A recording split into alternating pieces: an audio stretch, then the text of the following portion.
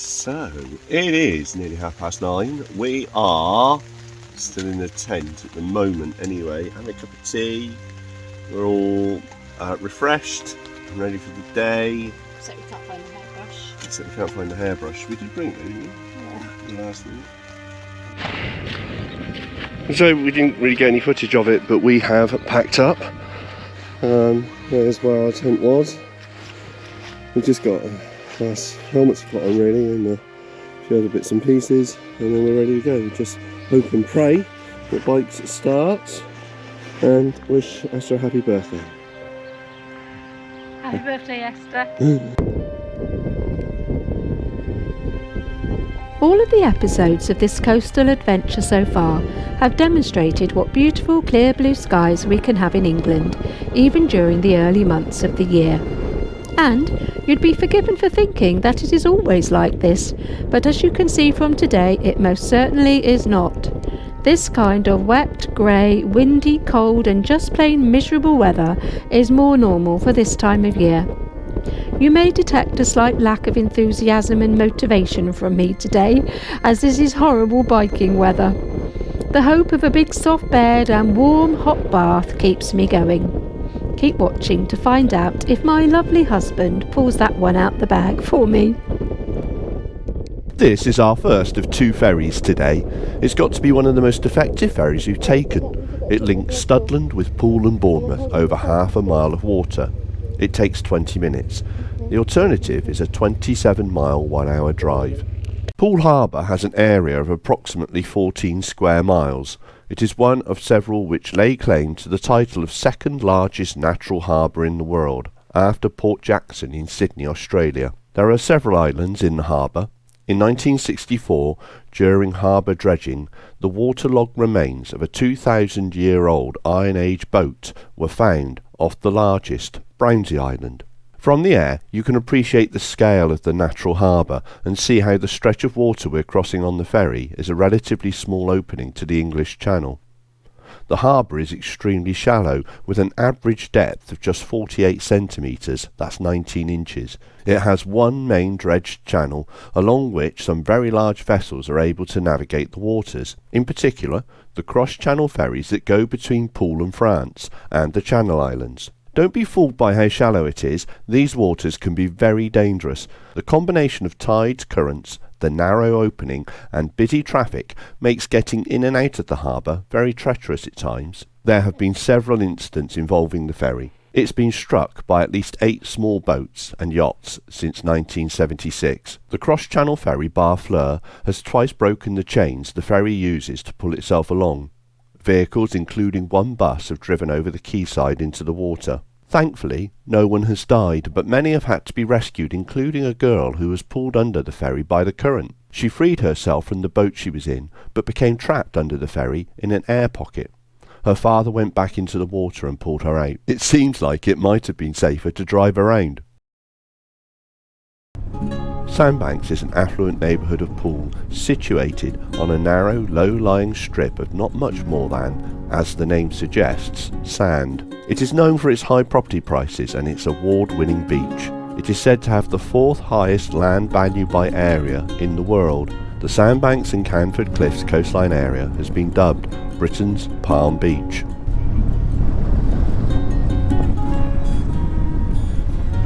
So this is the famous Sandbanks near Poole, opposite Studland, which is on where we just come from on the ferry. Some of the most expensive houses around here in the country, I believe.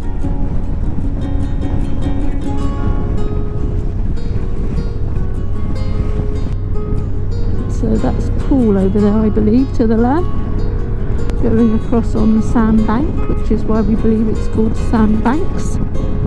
And there's some very posh houses over there. Wow, that's a funny shape. Probably holiday apartments. Maybe just apartments. That's where people live, do you think, Jared?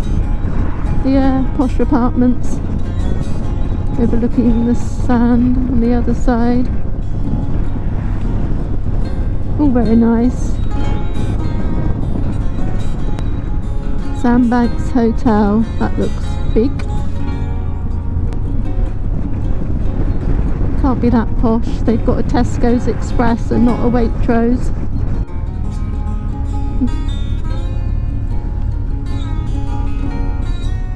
That's nice.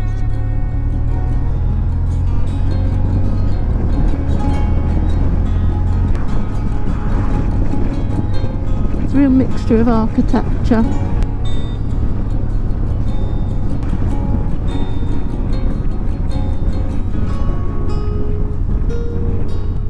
Okay, so we are in Bournemouth now. I'm just coming down to Bournemouth seafront. There's nothing separating Poole, Bournemouth and Christchurch, and they are all governed by the same local authority. They share an impressive 10 miles of uninterrupted golden sandy beach, split into small sections to suit everyone's needs. Yes, I'm trying to take a picture of it. Very good. Bournemouth is a very popular seaside holiday resort. Lovely architecture.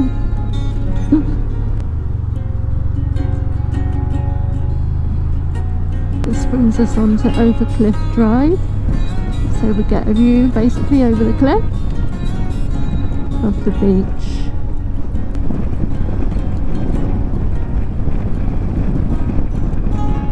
Okay.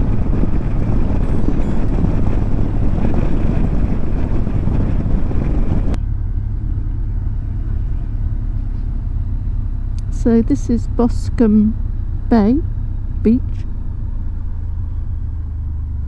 We thought we could drive along. Now we're not so sure. Card permits only.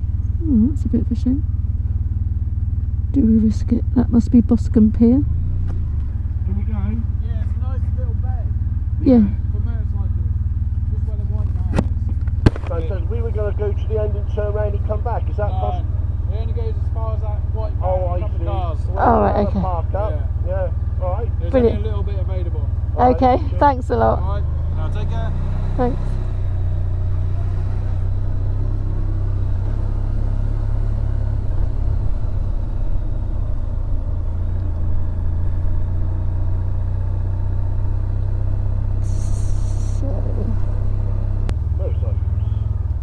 There we go.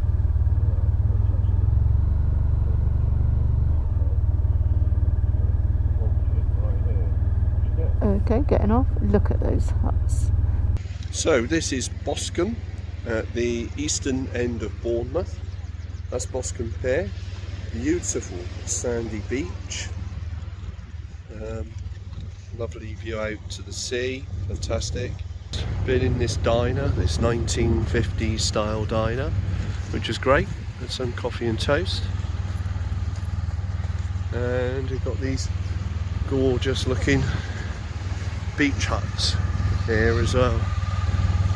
And then we were going to ride up to the very end, back to Bournemouth Pier, but the road doesn't allow us. Google says it does, but it doesn't.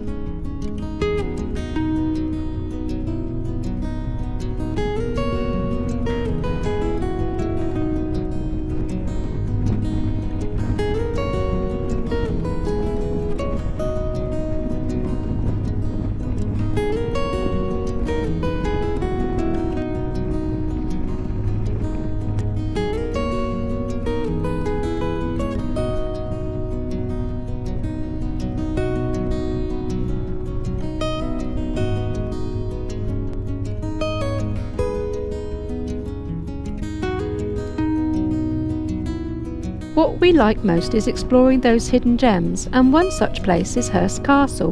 In hindsight, we should have made the time and effort to visit it.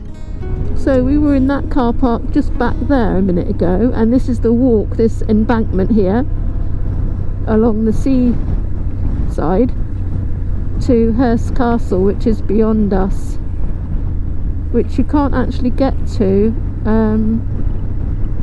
unless you walk along this little bit of beach or take a little ferry boat across these marshlands.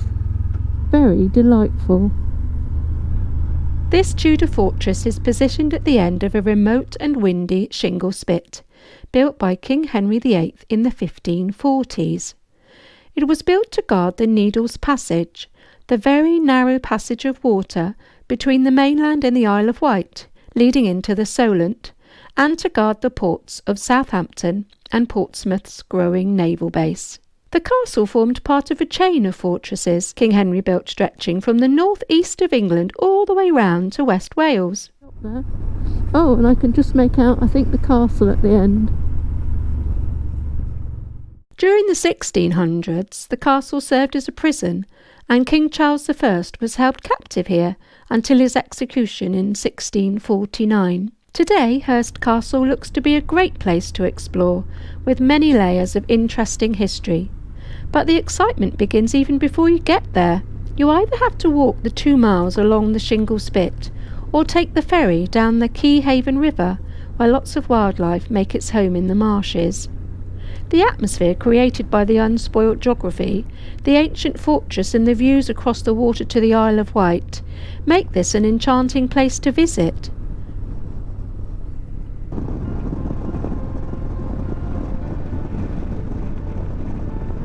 Yeah. The Solent separates the mainland from the Isle of Wight. Its seaside resorts have been popular holiday destinations since Victorian times. Queen Victoria had a particular affection for the Isle of Wight.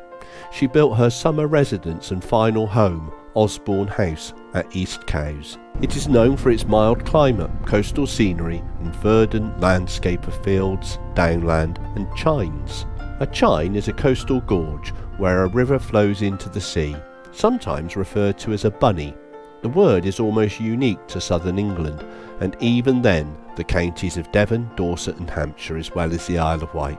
They tend to be very pretty places. At night some are lit up and are very pleasant to walk through.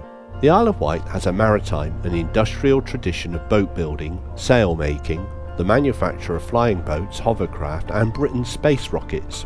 The island hosts annual music festivals, including the Isle of Wight Festival. The island has played an essential part in the defence of the ports of Southampton and Portsmouth, and has been near the front line of conflicts through the ages, having faced the Spanish Armada and weathered the Battle of Britain.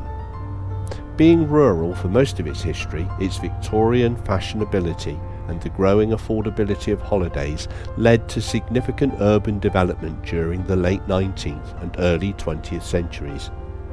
2 ferry companies operate transport links to the Isle. Today we are taking the Wight Link ferry from Lymington to Yarmouth, but plan on taking another route to get off the island tomorrow.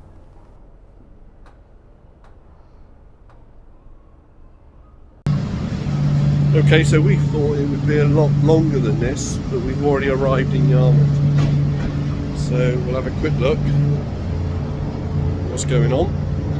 We hoped that we footage from up on deck, but it's quite a quick crossing to all accounts. We're just pulling in now.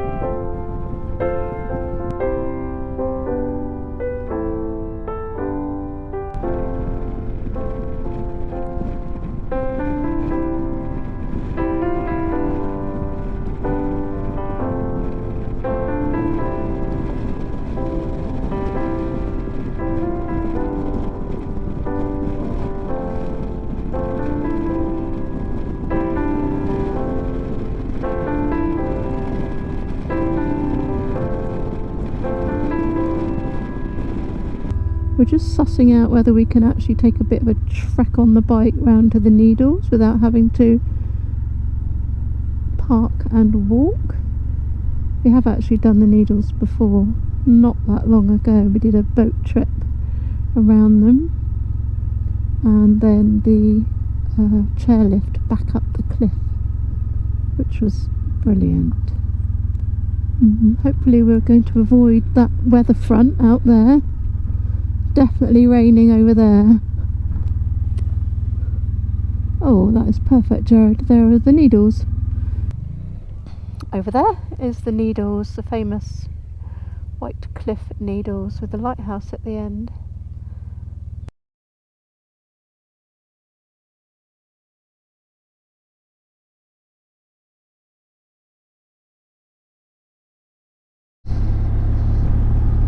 So this is the south coast of the Isle of Wight, and this is called the Military Road.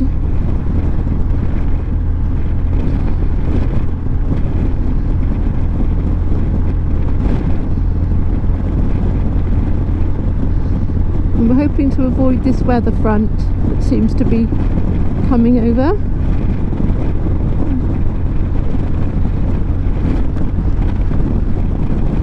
Wow, beautiful.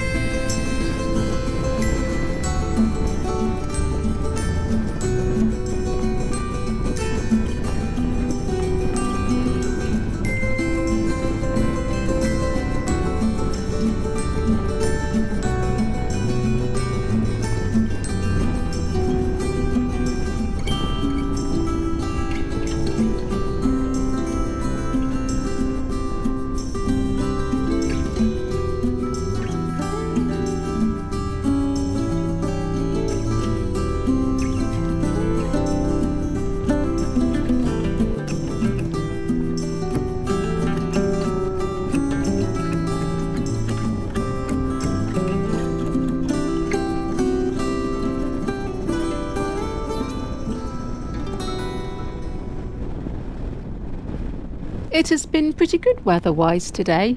Although there have been frequent threatening grey clouds, we haven't got wet much at all. As the end of the day approaches, you may be wondering if that warm bath and soft bed materialises. Well, it doesn't tonight, but I certainly can't complain about where our night's rest is. The campsite location is awesome. Our pitch is right on the cliff's edge, and our view is spectacular. We are lulled to sleep by the rhythmic rolling of the sea's waves against the shingle beach. I am happy to keep the hotel night in the bag for another time when the camping is this good. So we've just arrived at our Isle of Wight campsite called, I believe, the Grange or Grange Farm. And and it's literally on the south coast road next to the beach. So this is our pitch. Yep, there you go, right on the edge of the cliff.